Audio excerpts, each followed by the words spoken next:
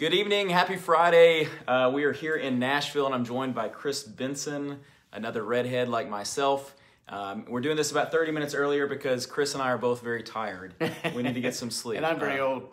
Yeah, I'm going to a comedy show. I got tickets for Aziz Ansari. Are you a big Aziz Ansari fan? No clue.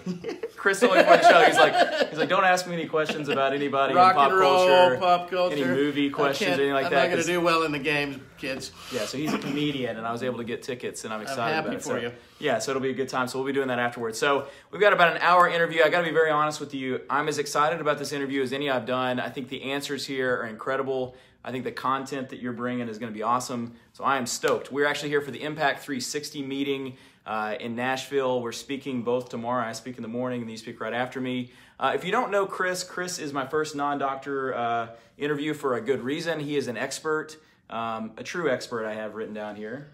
And a boring one, probably. It's not going to be so hip, guys. Yeah, he said, what did you say? You said you're going to be the most boring interview I've had. So I don't know if that's true or not. I think it's going to be great. But president of Bentson, Koppel & Associates, we're going to discuss in this interview current trends in orthodontics, what to expect over the next 5, 10, and 15 years.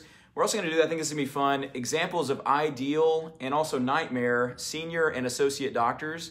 I think it'll be interesting. We're going to dig in with lots of questions about DSOs. That's a hot topic these days.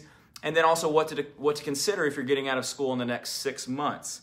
Okay, that's a lot. And even more. But first, we have to play our theme song, Chris. All right. There we go. All right, Jeannie Moody says, nice. Hello, Jeannie. How are you? Jonathan Nicodemus is maybe my best viewer. He's on. All right. And he always submits questions. So, Jonathan, thanks for being such a good... Low threshold of pleasure for some of these people I on know, a Friday Jonathan, night. what are you doing? You could be out doing something else, I'm sure. But I'm glad you're here with us.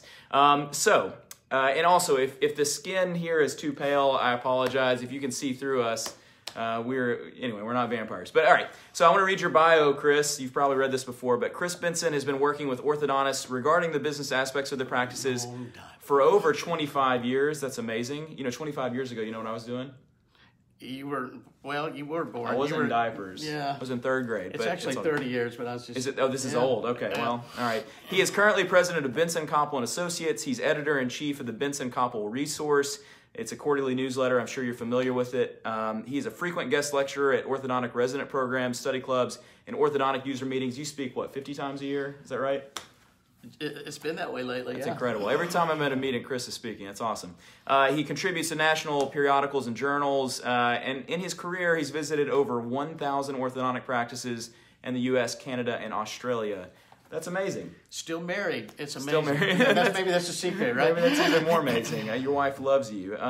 Or you make enough money that she's just, willing to stay with you. Well, I don't know. I'm kidding around. I wonder the same thing about my wife. Anna, I love you if you're out there. Jeannie says, awesome, you look shiny and fresh. Shiny, I feel like that, I should have put powder on. Sorry. All right, so Chris, what brings you to Nashville? I left town Wednesday. I was down at the AO Leadership Conference in Marco this week.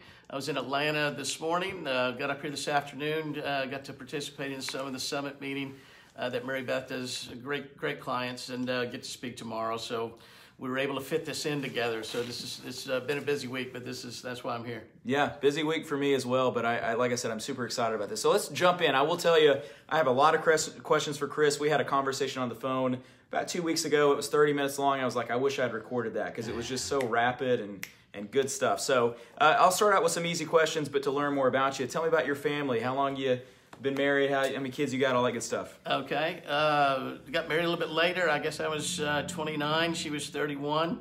And met Dana on a blind date in Atlanta. We have 3 children. They're all kind of young adult millennials getting launched, done with tuition payments. I've got an attorney, a fireman, and a social worker that works for a nonprofit in DC. So, people that are giving back to the world and have big hearts. I'm super blessed. That's great. Awesome. So I had someone actually ask this question. Chris said I actually guessed 2 of my questions and my game for tonight. So Chris, get out of my head. But he wanted to know how you got involved in the orthodontic industry, and I think that's a good question that I had myself. Yeah. I rocked out of the practice management cradle in Atlanta in 1988. One of my best friends from a single Sunday school class was with Xerox. He left Xerox to go with this practice management company for orthodontists. I told him it was very foolish.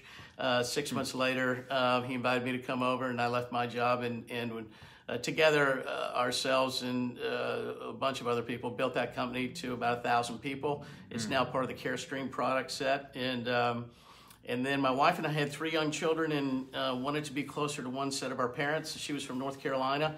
Her side won, and so we moved to North Carolina, and I was looking for something to do. I knew orthodontics my whole career, and so I met Jerry Clark, who had a business doing valuation and transitions. He was an orthodontist, and I bought that business from him, and so that's how I got into this. Okay, very cool. All right, so let's jump into some kind of questions. It's going to be, I think with you deal with such a wide array of topics with orthodontists. I mean, young, old, in between. Those that are hoping to be an associate, those who are hoping to buy a practice, those who are hoping to start a practice. So I think you'll see tonight a wide array of questions. But the first one's going to be for residents. And so if I'm a resident and I'm open to moving anywhere, what options should I be considering? That is a great question. Our first piece of advice to residents is go where you're going to be happy. If that's near family, go there. There's a practice to join, there's a practice to buy, or if there's not, there's one to start. So we think number one priority should be, try to find a place where you're happy. If you have a lot of options, we know that there's certain parts of the country that will perform better than others, or at least have less competition, and that's usually places you don't want to move to. But the core part of the United States is a great place to go. But figure out where you're going to be happy. Figure out what's your ideal size of city, your amenities, nearness to airport, how much you want to travel, those kinds of things, and go there. I think you don't have a lot of limitations there, so there's not one place that's better than the others. Shoot, we're in Nashville. It's got 1 million people. It's going to have 2 million people. It's growing like crazy. Probably the hottest town in America for young people right now. There's going to be a lot of opportunities for orthodontists here, and they're all going to be good. Yeah. Are there any states, I realize this might be a sensitive question for you, are there any states that you would think you would avoid if you're a resident and you're getting out? Yeah, Utah's been tough for a long time. Just a lot of practices there. We're actually taking people out of Utah. All the Utah orthodontists watching are so happy to hear that. Yeah, say that again. Don't come. But, some of the bigger cities, like Georgia, Atlanta's a very DSO-oriented dental city. Mm-hmm. Dallas is.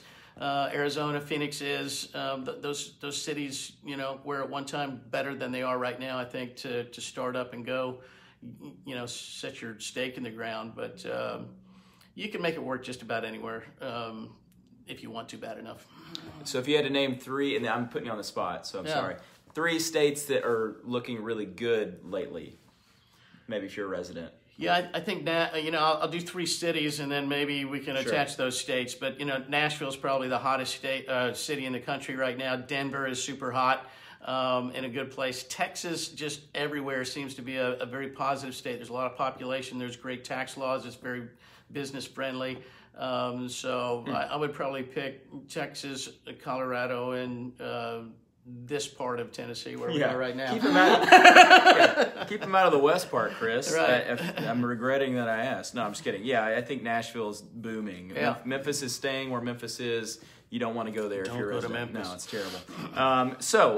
Quick question here. What's better, a cold start or a practice acquisition? And I'll give you a little background.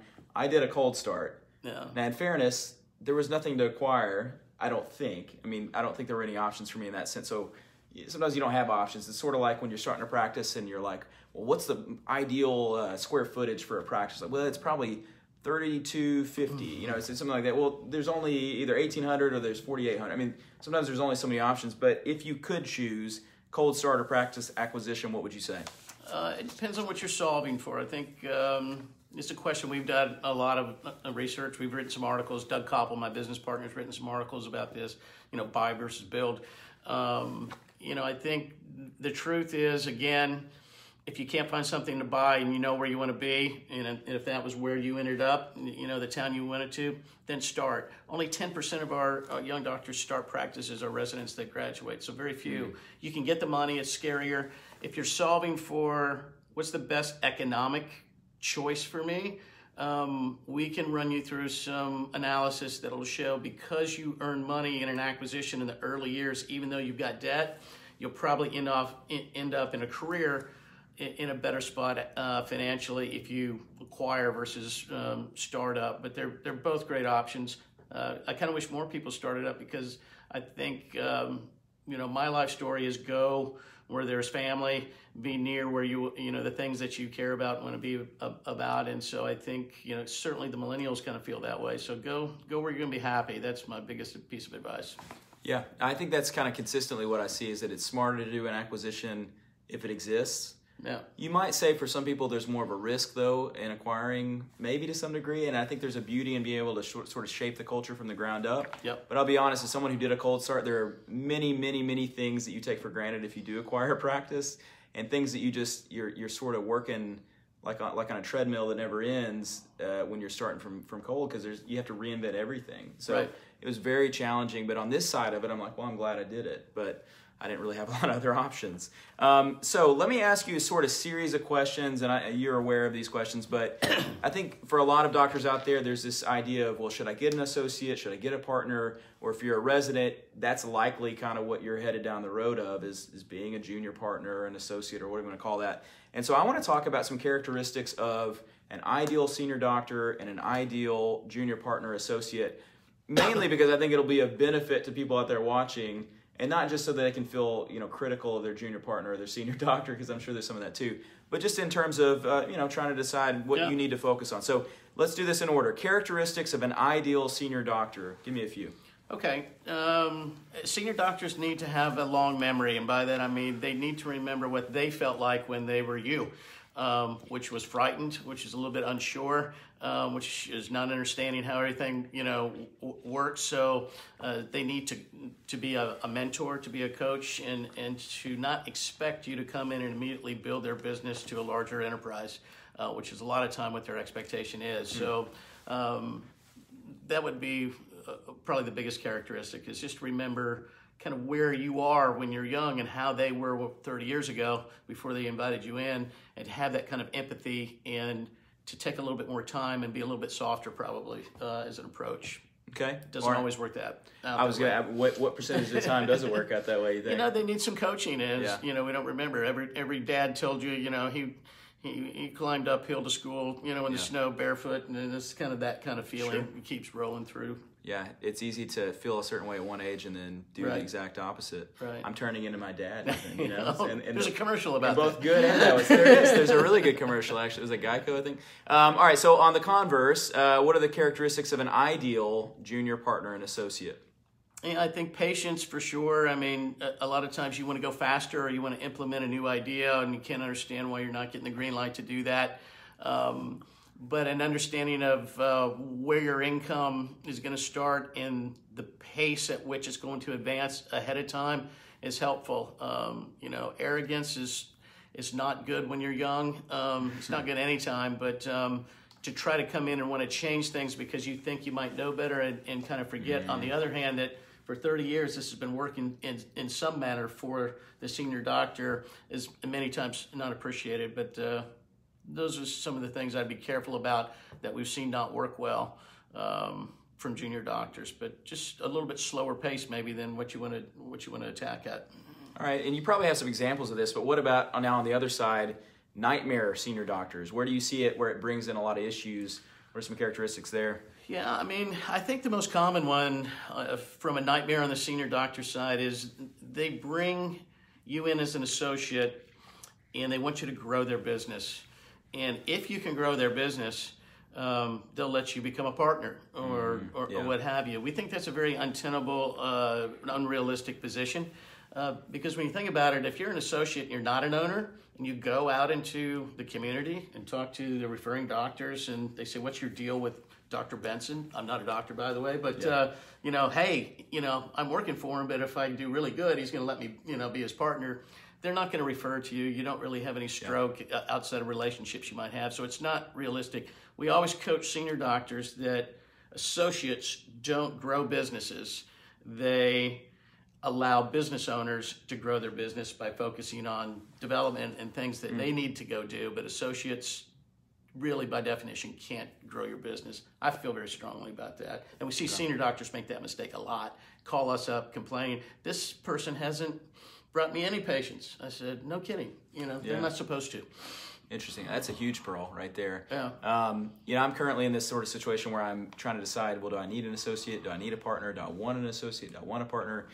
So for me, this is helpful information too. I don't know. I don't know if I'd be more in the category of the ideal senior partner or the nightmare senior partner. I'm a little worried. Yeah, I know pretty much that you'd be ideal. Well, that's sweet of you to say while you're on camera, but I think I'd be okay. I think I'd try, but there are times where I would not be. What about some bad decisions that you see senior doctors make and you see junior partners? Let's do senior doctors first. What are some bad decisions you see? Just not communicating. I mean, when you see the scary stories in orthodontics are about partnerships that went awry, that didn't work out, didn't go the distance. We got a business divorce. Why does that happen? Because we didn't communicate with each other. That's the senior partner's primary responsibility, is to communicate with the younger partner. And finances, we didn't explain well enough at the beginning how the money was going to flow. Whether it's just salary or if there's a bonus structure or whatever, and we didn't talk about these things, and those are the two things that cause frustration. So I think you've got to be committed, if you're going to be a doctor that's going to bring in an associate, to communicate with that doctor. How's it going? What's not working? What can we do better on? What do you need from me that you're not getting? What do I need from you that I'm not getting? And that tends to foster a positive relationship. But we don't see that all the time, especially in men. We're not built to be as good at communicators as the other side. What are we good at? Can I get some comments from the audience? What are men good at? I'm not quite sure. So, actually, you know what? Redheads, we have it so tough. We should be immune from that. We should be. Yeah, let's have something that we're. It's hard. We can't get a tan.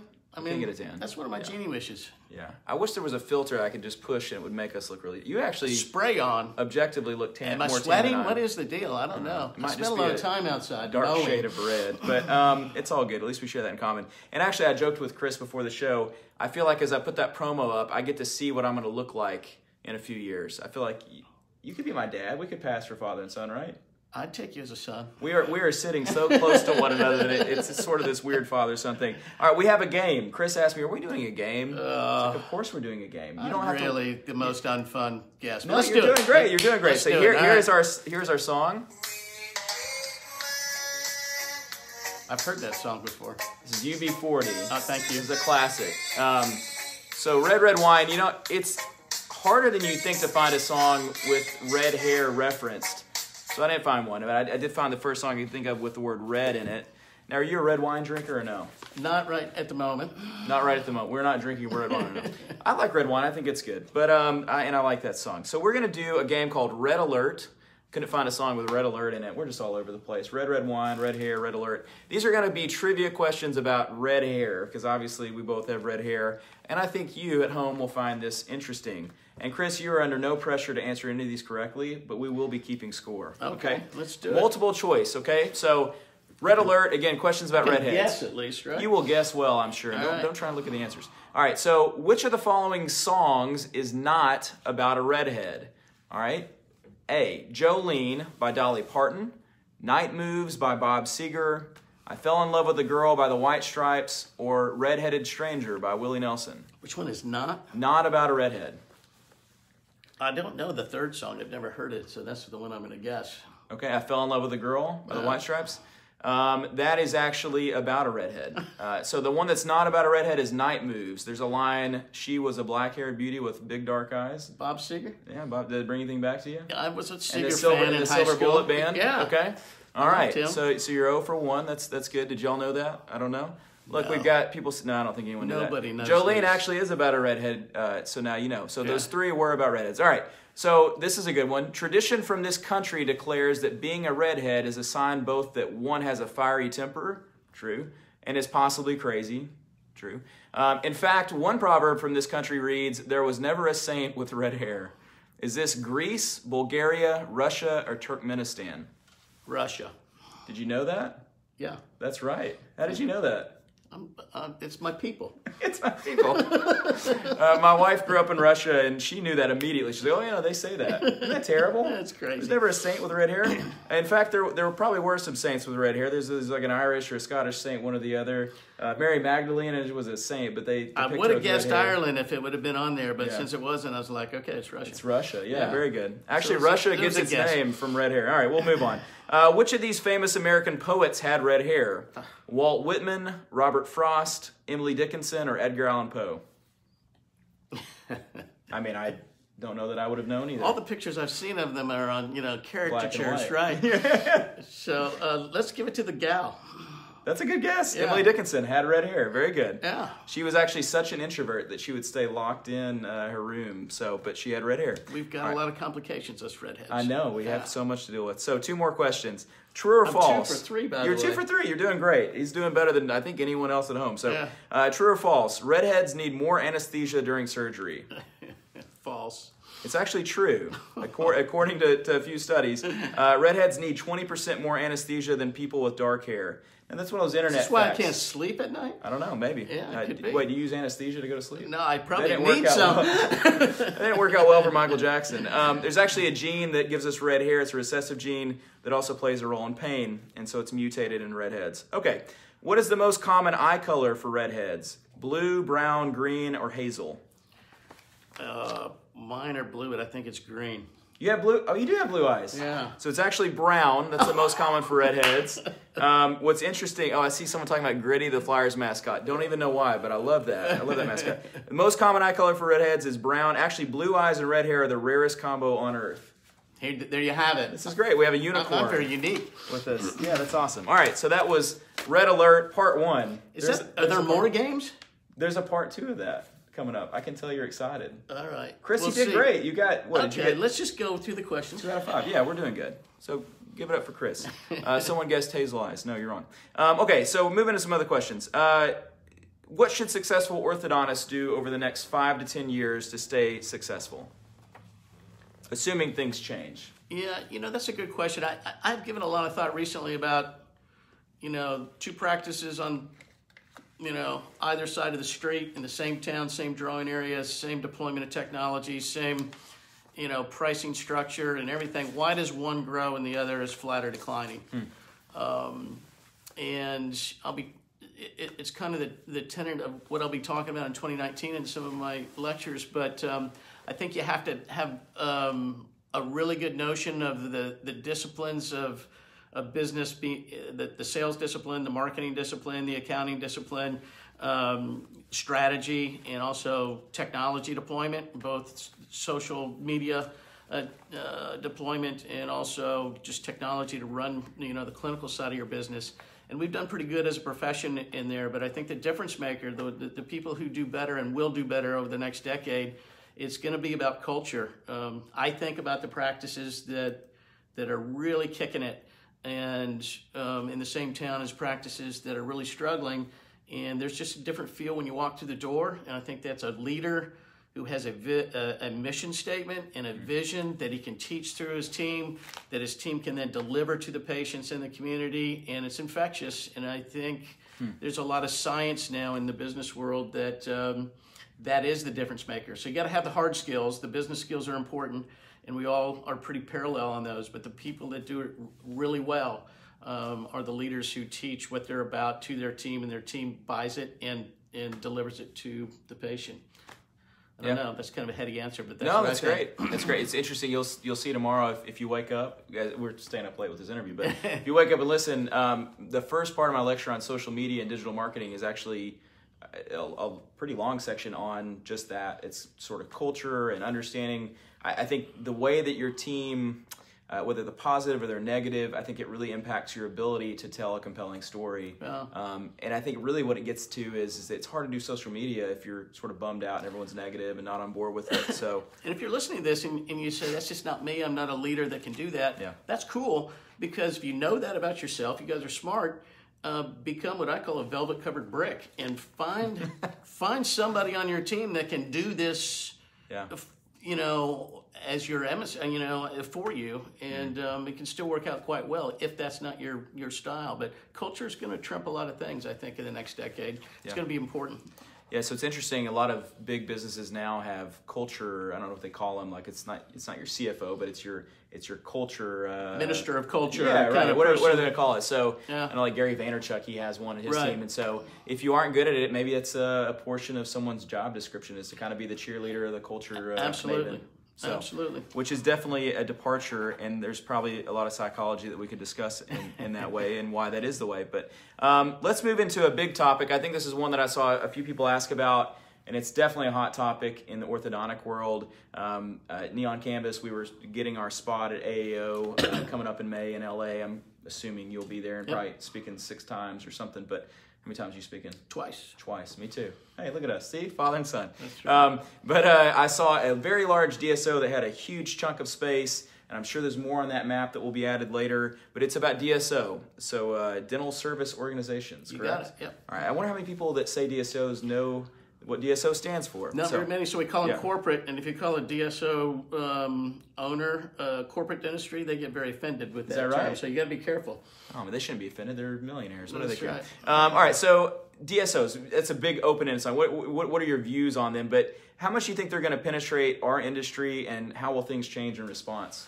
Yeah, it's a question that I wrestle with a lot and ask a lot of people. It's kind of the question of the day in dentistry and the specialists. How deep does this go is really the question. And does it take us over? Does it end? What happens? No one really knows, but I think let's start with where we are, which is about 16 to 18%, depending on who's counting, of general dentistry, or the whole dental market is in DSO hands, if you will, at the Mo. The specialty of orthodontics is probably half that to a little bit more, so 8 to 10%. So that's where we are right now. That means we've got 9,000 orthodontists in North America. We've got 10% of those working in DSOs. When you survey the resident base, 65% of the residents say they want to work as employees when they get out. That's pretty radically new information. So I think when you look at some of the other marketplaces where we've had a lot of consolidation, vision, the dermatology, vet space, medical space, it kind of planes out between 30 and 40%. And that's the answers I get from a lot of the PE guys, from a lot of the people that are in there. So it's got a long runway. How long it takes to get there is the other question. Do we get there in 5 years? Do we get there in 10 years? Does it take 30 years? Because we'd like it to go slower rather than faster. So I think it's a 20-plus year deal to get to 30%, and I can't see much more clearly than that, but that would be my best guess. So a generation to 30%. Yeah. And you say right now we're at what percent? I think the specialty of orthos are right around 10 all in, with people that have worked for pedos and GP and Western Dental and Pacific and Smile Doctors and those kind of places. Sure. That's a huge change. So none of us saw it coming or really planned on it, but it's not bad. It's going to be okay. It gives residents who have a lot of debt a great place to go and satisfy that debt. It gives people who only want to work 3 or 4 days, 3 days a week, a place to go. And you can bounce out of these places and then go do your own deal after you get some of this debt service done. So it's not a bad thing. It's serving a place, and we need to learn to compete against them as solo and small group practitioners. And we're doing a lot of study, and we need to hear from people on the podiums that are encouraging, not discouraging about this information. Yeah, Ortho's good, and it's always going to be good for the next, as far as I can see.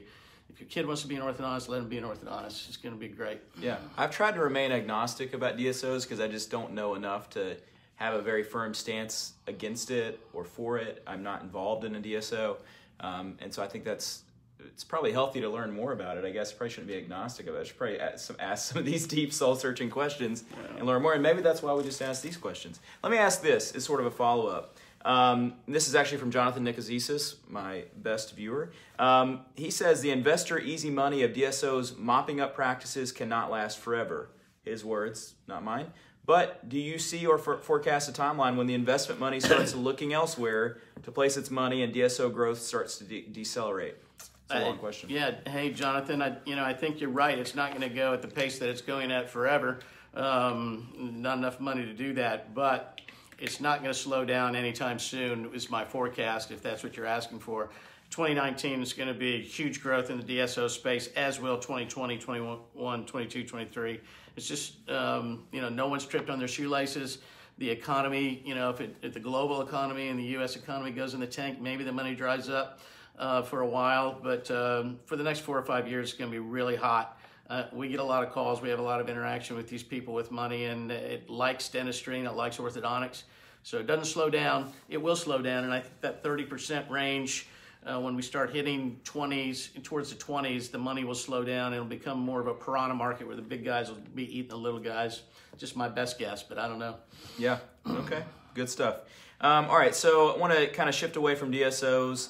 There was a question on here that we won't go into, but in short, Jonathan asked if you felt like geography affected DSOs. So like if a DSO in the Northeast, are they more affected by, sale prices for practices? And you basically said, not really. Yeah, I don't think so. I think, some of these DSOs like to be in the core part of the U.S. where there's not as much competition. Wisconsin, Minnesota, Missouri, Arkansas, those places. And those prices that they're buying practices are similar to the prices for practices that sell in Massachusetts or, Georgia or Texas or Colorado or other places. So I don't see a lot of price disparity on geography, which if you want to sell to a DSO is probably positive. Yeah, right. You can get your number anywhere right now. So I saw someone ask a question, how do we compete with DSOs? And I don't know that you or I are really prepared to answer that any more than just to say, my perspective would be to focus on making your practice as great as it can be. That's maybe a lame answer. What's your better answer? I think it's kind of how I feel about a lot of changes in the specialty and dentistry. The better question for me maybe is, what can we learn from the DSOs to make our practices better? Because what can they do better than we can do? Well, got a lot of MBAs that come in and say, well, we can, run the back office better. We can run insurance better. We can buy stuff better. We can, market better and those kinds of things. So how can we use ourselves as groups or in these study clubs, whether they're on Facebook or Mary's List or something like that? Let's get involved and try to leverage ourselves together to do the things that the DSOs say they can do, and operate more efficiently and better. And so you can't go it alone anymore. I think these Facebook groups are good for lots of reasons, but that's one reason, is to share information and then to help organize ourselves maybe in some better ways, and maybe even from the AAO politically. I was just at the AAO leadership meeting, and should we have an AAO buying group? I don't know. Yeah, I think it's great. Yeah, I think that short of something like DSOs coming in and showing us that we're weak is the wrong word, but that we're open to things changing our industry, we're not going to react to it. We're not going to change. And so we need to be proactive in the face of things that are changing and get better at what we're doing. Because we do have great margins as orthodontists, and that's why they're coming after our businesses. Right? And the market's expanding, so I think there's room for everybody. I mean, that's a whole probably another hour podcast with somebody that's smart. But, market expansion is a real deal. For sure. Well, let's shift into this. Chris, I would say this not just because you're on this, but I think you're one of the few people in orthodontics that just about everyone likes. I think there's probably 6 of you, maybe. And so I hope to one day be one of those. But it's been several months, but you were criticized at one point for being too supportive of Invisalign. And to be honest, and I told you I was going to ask this question, I just want to give you the opportunity to kind of talk to that. So some of you out there may not be aware of that. But there was a time where I think there was a lot of criticism of those speaking for Invisalign. I think there is a lot of, in fairness, nervousness over Invisalign and what they might do or what they might not do, and some moves that they made over the years that were maybe not positive for the average practicing orthodontist. You speak some for Invisalign. You also speak very positively about aligners in general. And so I think that was where maybe that came from. But kind of what are your thoughts on that? Where do you think the misunderstandings came from? Well, I think, I'll just tell my journey with how I even got to be able to speak with Invisalign. That company's 22 years old. I've been in the business 30 years. I got to see it launch. I thought it was interesting technology, and I've always been interested in technology in those companies 22 years ago. But they didn't make a whole lot of noise. And then as a evaluator of practices, which is what our company does, when we begin to take apart practice expenses, what we begin to see is if you used Invisalign, your top line might go up, but your bottom line almost always went down. So I actually had a very adversarial relationship with Invisalign up until about 3 years ago, because I saw them as as a choice, a modality choice in the marketplace, but one where if you did very much of it, you made less money, even though your revenue might go up because of the lab fee. And so they invited me to come to a meeting in 2016, and I said, I don't think you want me in the room because I'm not really a fan. And they said, how come? And I said, because if you use your product, you make less money. And they said, that's why we want you to come, so let's dig in and try to get our arms around the profitability problem. And I got to know the company, and I liked it actually, and I you know, I'd heard, like a lot of people had, oh, the patents are going away and so forth, but you begin to see kind of the foundation that's underneath this 22 years and the investment that's there and the tracks that are laid down. And I came away from the meeting going, A, it's not going to go away. B, 2 out of 10, you know, active cases in North America are in aligners. And my opinion is, now that I look at the world, and it's even stronger today than it was in 2016, is that as we move forward, brackets will become less relevant over time. They won't disappear. But these digital lab products, whether they're Invisalign or other products, SureSmile, Insignia, Incognito, and now all the other aligner products from the other companies, we have to economically change the way fundamentally we construct our businesses as orthodontists on the profit statement, on the P&L level. And I've learned how to do that, and that's what I teach when I go to Invisalign. But if you go to any of those lectures, it's really like we're talking about tonight. It's what are the trends in the industry. We talk about DSOs. We talk about, you know, you should be texting. We talk about all the social media stuff you should be doing and so forth.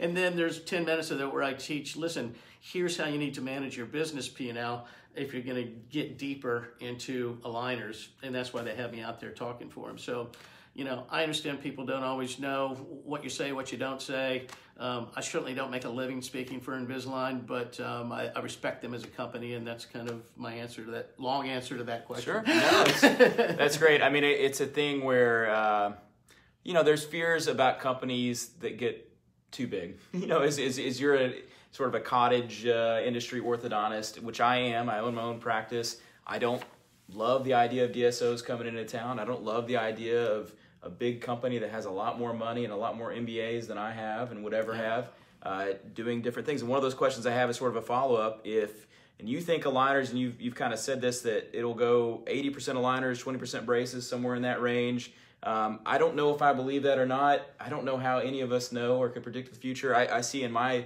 little neck of the woods that braces are as popular as they've ever been. I especially see in 20 to 30-year-old African-American females where I am in Memphis that they all want metal braces. Yeah. I've heard similar things from people in California and Arizona with Hispanic population where they really want braces. And I think it comes down to, do you want people to know that you are going through orthodontics or not? And so I think that can be region-specific, that can be racial and all sorts of other things. But I don't know in 10, 20 years how that will change. I also think that kids are not great at wearing things, and so we had this period, it's interesting to me, we had this period of time where bionators are a huge deal and all these removable functional appliances, and now we're sort of moving back to that. Now we have clear aligners with a Mara built in, and it's sort of like, well, we couldn't get them to wear it when it was a Myros or a bionator, and now we're going to get them to wear it when it's an aligner that costs 7 times as much. So there are some interesting questions I have, but let me ask this. Do you think that Invisalign, in order to continue being profitable in the face of all these other companies, do you think they will start hiring general dentists, or they'll start hiring orthodontists? I mean, they have stores or experiences. Do you think that's something that they'll do? And there's no way for you to know for sure. But what do you think? No, I think they will not. I think it is the most common probably fear that orthodontists have about the company Invisalign is, when are they going to cut us out? Yeah. They said they're not going to. I think it would decimate the business. There's only 12 Invisalign stores right now. They'd have to have, just an amazing number of them. Then we'd have to be able to see that ramp and grow. And it just doesn't fit their model. I mean, they want to be like, Tesla or Apple in their experience. They want consumers to experience the brand. I think they're more interested in trying to tap in, instead of just 4 million case starts a year. We've seen SDC. We may or may not have time to talk about them, but they're expanding the market by 10% in the U.S. Probably looks like 20% in the next year or two, and they want to tap into that market expansion. There's a lot of people that would like to get a better smile, and aren't showing up in orthodontic offices. So how can we tap into that, or do we even want to? These are questions for the specialty. I was just down at the leadership meeting, and that's one of their big concerns is, do you think, Chris, that Align is going to cut us out? And I don't think they are, but it doesn't matter what I think. You know, they're going to do what they want. It's, you know, they're going to run their business to make money, and right now I see no indication that that would ever occur. Okay, well, I hope you're right. You know, we've got companies where, you know, I know dentists driving a van for $1,000 a day, and how can you blame them? Yeah. I would love to take $1,000 a day to drive a van. So I think that's, all this is very much changing. Now, Chris, I know you're not going to be excited. Another game. No, it's the same game. It's round 2 of more red questions. It's more red hair questions. Well, we got red hair. Let's do it. Chris, I'm disappointed. I feel like you're ashamed to be a redhead because you're just not excited about. No, I think this is really fun. Red alert. It's my favorite part of this hour so far. Oh my is this gosh. next 5 No, it's questions. not. Come on, let's go. Look at this. Oh man, you know how long I spent on these questions here. All right, so 5 more questions on redheads. You can participate out there. I saw some of you chiming in. Thank you for doing that. According to Greek mythology, of which I'm sure you're an expert, what do redheads turn into when they die? This is true. Well, it's not true, but you know. Devils. Well, that might be one of the options. Spirits, vampires, copper, or zombies. What do redheads turn into when they die, according to Greek mythology? Does anyone know this? I have no idea. Well, you have to venture a guess. Spirit. Spirit. No, I made that one up. That's good. It's actually vampires. We turn into vampires, apparently, in Greek mythology. Nothing's good for us, right? All right, so which one of the following famous painters had red hair? Is it Michelangelo, Vincent van Gogh, Leonardo da Vinci, or Sandro Botticelli? Not the Italian. So let's go with Leonardo, but I don't think that's right either. No, it's not da Vinci. It's actually Vincent van Gogh. Is it Vincent? Yeah, so he's got a lot of... One-eared Vincent. Yeah, 1 year, and I've actually seen that painting. It's in London in the Courtauld Institute. I was walking around this little art gallery by myself. We were talking about earlier being a little bit introverted. We're both a little introverted. And I got to go to an art museum by myself, which is like, that's the best. And Woody Allen was there, which was really weird. So I followed Woody Allen. And he was with his girlfriend, wife, whatever. And I followed Woody Allen around a little art museum in London by myself. But anyway, it is Vincent van Gogh. If you'll see in his paintings, he draws himself with the red hair. Okay. In what year was the redhead emoji released? Was it 20? Have you ever used the redhead emoji? I haven't. I used it to promote our interview. I didn't even know what an emoji was until about 18 months ago. Well, then we'll see if you can year? guess. So I'm going to guess 2016. Well, that is an option.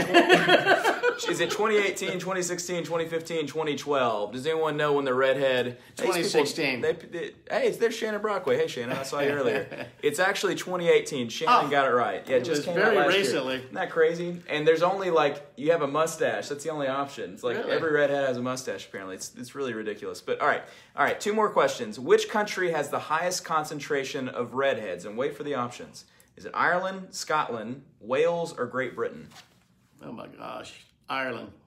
That is what I would guess. Technically, it's Scotland. Can you believe that? Ireland has 10% concentration of redheads. Scotland has 13%. Fake news, perhaps? It could be fake news. We'll Google it. We'll check it. Right. Worldwide, there's only 2% of people who have red hair. So again, it's rare. And it's becoming even more unique. rare. Yep, as we're spread special. Out. We're very... It reminds me of that skit on Saturday Night Live where he looks into the mirror and talks about him being special. I'm not remembering the name. All right, a lot of guests for Wales. All right, last question. Which of the following U.S. presidents did not have red hair? Thomas Jefferson, George Washington, Martin Van Buren, or Teddy Roosevelt? They all wore white wigs. George Washington. So, this round did not go well for you. I'm sorry. This is 0 for 0. So, George Washington actually did have red hair. I didn't know it either. I think I would have gotten all these wrong. Thomas Jefferson famously had red hair, even when he was older. I don't like this game. It's over. It's over, Chris. Okay, good. George Washington had red hair as a kid. Martin Van Buren had red hair as a kid. Teddy Roosevelt, brown hair. Get this. There were other presidents who had red hair. Calvin Coolidge, Andrew Jackson, Rutherford B. Hayes had a red beard. William Taft, our fattest president, also a redhead. And JFK sort of had red-brown hair. Taft. Me and Taft. Me and Taft. You got a lot in common, yeah. You know where Taft was from? Apparently you do. Well, no, Let's play the song. All right. All right. He's from Cincinnati. Cincinnati. Okay, I went to there's a Taft, it's like an ale house or something there. It's really beautiful old converted church, and Taft's faces on everything. So, all right, we have a few more questions. We didn't lose as many people during that game as I expected. Okay, good. Sometimes guests, Thank you. they try and hide when they don't like something. Chris is not hiding it. So, anyway, we got to do the games. The games are fun. All right, so we wanted to talk about this. You mentioned it. We're going to try and avoid saying their name. But what effect is Big Purple having on orthodontic offices? So Big Purple, direct-to-consumer aligners. The one that's headquartered in this town? Yeah, we're in Nashville, aren't we? That's We're in interesting. Nashville. We'd be bringing them up. So You how's know- it have? What effect is it having? I think at the moment, none. Anecdotally, we're seeing some practices feel a little bit of pressure, but by and large, none. Having said that, again, I would say our reaction to them is not, gosh, they're evil people, and they're probably spirits or vampires. Yeah, or copper. Or yeah, whatever. But what can we learn? And I think what we're learning is, there is a large audience of people in the United States, because they're not in Canada. This is just U.S. And it's hard to find numbers on this particular group, but they're doing a lot of cases. And the retail model works. We can learn from that. And I think orthodontists should try to tap into that model if they want to, because I think it's an expanding group, and we do only start 4 million cases a year in the U.S. or in North America, and if that could be 6 million or 8 million or 10 million, or you look at their numbers and they say the potential is 50 million. If it could just be a little bit bigger, there's enough for everybody if we can figure out how to get those patients that we want and that want us in our offices. And I think there's a large percentage of their patients that want to be under the supervision of a specialist, but don't think you're an option. So that's a marketing message that could change.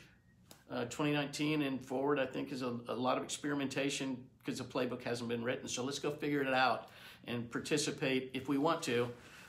If you want to in your practice, and you don't want to in your practice, that's cool. But if you want to, I think there's a huge opportunity. The next decade could be really, really good for folks who play in that area.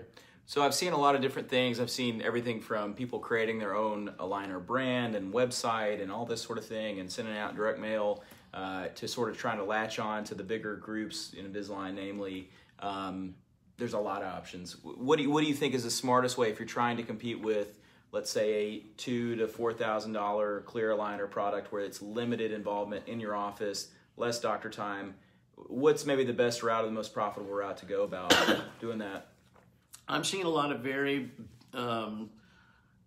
well-run, nice practices do play around with tiered pricing, a good, better, best kind of pricing, and giving the consumer the opportunity to say yes to any of those choices. And that we just haven't done it long enough to know how it's going to really affect our bottom lines. But most of the anecdotal information that I see right now shows that those practices are actually growing their revenue line, not at the expense of the bottom line. So it's making healthier practices, and they're filling up more chair time. I don't know if there's too many orthodontists that I would say are at capacity. So I don't know. Ben Burris has a whole nother model, and he's been writing about it, and you can kind of see on the social media pages, he's doing it all with brackets at a lower fee tier, and it seems to be working out really nicely. So, and that's a very, very new model. We haven't seen in ortho before. We don't know, but you got to play around with it, I think, in your practice and figure out what works for you, because I think there's great growth. Sure. You mentioned on the phone about, going into like a kiosk at a mall and trying to capture, scans there. You see some companies doing that. Have you seen anyone really successful with that? And then the other option is to have like a box store that's sort of a standalone, separate brand. What about some of those models? Yeah, I think the kiosk is a total experiment because it's for Black Friday weekend or something like that before the Christmas shopping, and the ROI is there, but you have to really convince people to come get a scan with free teeth whitening or a free gift card to the mall stores or something like that. So you kind of have to have a cost associated with a lead, and then see if you can turn that into a patient. So not so great. But in every town across the United States of of really any size, let's say above 150,000 people, I'm seeing an orthodontist put a scanning center in. I think retail is big in the future. I think we don't know all we need to know about it yet, but we do know that people in the right setting will walk by, a drive-by essentially, and say, I've been thinking about, thinking about that for a long time. I think I'll go in and see what this is all about. And those are largely adult patients, but those practices are then referring to their own practice. So they're not, in a Invisalign store. They're not a do-it-yourself kind of store. And I think we'll see retail and orthodontists for going forward more and more and more. Interesting. So again, lots of options. I'm mulling over some myself. We've tried kind of having the not good, better, best, but sort of like good and best, and it just, I find myself not wanting to offer it that much, so it's a difficult thing. I think it's having to retrain my mind, and certainly in some conversations, you offer a compromise because that's the option that someone wants. Yeah, and, I think the fear is, my top tier price goes, they all go down here, right? And then all of a sudden, what have I done in my business? Yeah. But so we have to be smart about it. Again, sure. I'm seeing people do it effectively, and so find those people that are doing it. I challenge the AAO at this leadership meeting, find those people that are doing it and put them on the podium so they can tell their story. Yeah, it's important. Well, I put them on this podcast. Well, I saw one in particular. I won't call him out, but I saw him commenting. Yeah. He got one of the redhead questions correct. He was also remarking at how many presidents there are with red hair. There's only 2% of the population. We're unique and smart. 20% of presidents to some degree. I think if you're claiming a red beard, I think that's stretching it, but we'll take it. All right, so a couple more questions. We're going to wrap up. We got about 8 minutes. What are 3 things that all successful orthodontic offices have in common? I think, again, the value in speaking with someone like you is that you have worked with orthodontic offices probably in almost every state at different sizes, and so you have a real idea of all the ins and outs of all those different varieties. So what do you see as sort of a common thread? 3 things that make orthodontic offices successful. Yeah, and success isn't just about, how much money you collect or how much you make or anything like that, but, there's a lot of people who are very satisfied with their practice. I think the common things that I see is, you have to be a leader and you have to kind of enjoy that role, but the leader has defined the value or the mission statement and the vision for the practice, and has been able to teach that and motivate his or her team to present that to the patient base and so forth. And that's a learned skill that not everybody comes out of the box knowing how to do, but the successful practices have that at the top. And you can actually walk in a practice and within about 15 seconds, you can feel the difference in a practice like that you don't feel in another practice. And then I think, they're committed to being lifelong learners. They're experimenters. They try new things, and if they fail, they don't just fold up their tent and go home. They say, okay, that didn't work. Let's try this, and they get good help. And the 4th thing I would say is they're profitable. I mean, a good successful business makes a lot of profit, and those are the happiest people that I run across. So some pretty common threads. Being a leader is we don't graduate from resident school and know how to lead a team. Sure. But that's something you can learn how to do. So get some help. Yeah, absolutely. I think leadership is the tough thing. So I think naturally when you start a practice from scratch and you have no employees, you're the leader, de facto leader. I think as the team has grown, it's important to delegate for many reasons. But I think sometimes you sort of give up your leadership, and I've kind of had to shift back into that. And you want to empower team members to be leaders, but I think what you're sort of getting at is the overall sort of mission statement or the why of the practice needs to be consistently stated. I've heard you in many different answers tonight talking about culture, about leadership, and it's about a singular vision for a practice such that it will be successful in the face of anything. Yeah, and it can be different for, there's just so many variations of that theme.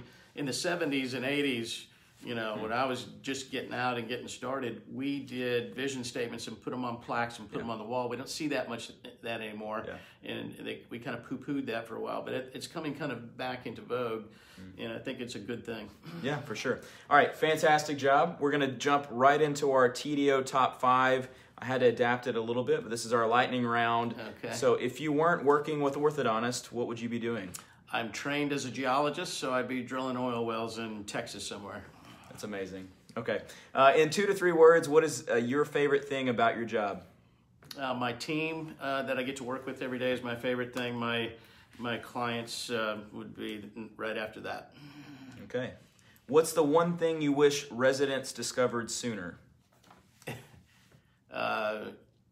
Go borrow another $1 million to buy a practice. It's the smartest thing you can do. Okay. Yeah, I always tell people, get to equity as quickly as you can. Yeah. So who is your biggest influence and why? Equally to Reggie Campbell and Charlie Paparelli. They were angel investors in Atlanta that I got to know as a young single guy, and then were instrumental in my life, helped me get this company launched, have given me tons of advice, almost all of which has come true, and stuck by me in some really difficult times in my own personal life. They're just incredible. Awesome. Good answer. What do you want to be remembered by, Chris? A man who loved his family well. Awesome. Great. That's it. No more games? There's no more games, but you know what there is? There is applause for you. All right. Thank you very much. You're welcome. This was great. You know, Chris, what game should I have done? You know, should we have played Twister? Would that have been No. We actually played Twister as a family the other day, and that game is can be really awkward. That's right. So I landed on my son, and I think I hurt him. I'm sorry about that, Charlie. All right, so I want to thank Chris Bentson for coming on the show. Just so you know, and he said it at the very beginning, he had a very busy week. He was flying here and there. We had a dinner tonight. Like, we're both tired, and that's why we kind of accelerated this 30 minutes. But I really appreciate the energy, and I know a lot of this is easy for you, but there's a lot that goes on behind the scenes in terms of answering the questions, and I really appreciate you for the time. Chris has always been very kind to me from very early on, and you've always helped me. There's a couple times where I've called you in the past, and I don't think I ever paid you a dime, and so I probably owe you. I may have an invoice that I've not closed, but always very, very willing to share and to help, and I really appreciate it, because there's a time is before a lot of the Facebook groups where there's no one else I could have asked. And so, you know, you go to the first person you can think of, and it's oftentimes you. So thanks to you. I'm sure that a lot of the people out there have done the same with you, and we really do appreciate you for being a part of this industry and for being cool. Okay? Yeah, thanks for having an old guy on the podcast. I mean, No, I don't know if viewership is going to go down. We're trying to increase the viewership in our golden ages. Yeah, no, I'm kidding. I don't know who our next guest is going to be. We are going to figure that out, but I'll be back pretty soon. As always, you can go to Apple Podcasts and you can listen to this later. It'll also live here in the Digital Orthodontist. While you're there, if you don't mind, give us a 5-star review and subscribe. We'd really appreciate that. Thank you to everyone who's done that. And then thank you to everyone who tuned in. I see a lot of the comments going on. I appreciate Ryan and Tanner and all you guys for saying thank you and good job. We really do appreciate you for listening. It's fun for us to see all the comments going by as we do this. I had fun. Me too. I hope you had fun. Have a fabulous weekend. And from all of us here at the Digital Orthodontist Live, I'm Dr. Kyle Fagala, and I'm signing off as soon as I can play this song because it's got to play. And here we go. There we go. Yep. Thank you guys so much. Thank you, Mary. Pat, I second everything you're saying about Chris. There you go. I can't read it. Sorry. You can't read it? Have your readers on? Pat DeCiccio said that he said good things about you. So thank you. Thank you, everybody. We'll see you later. Bye-bye.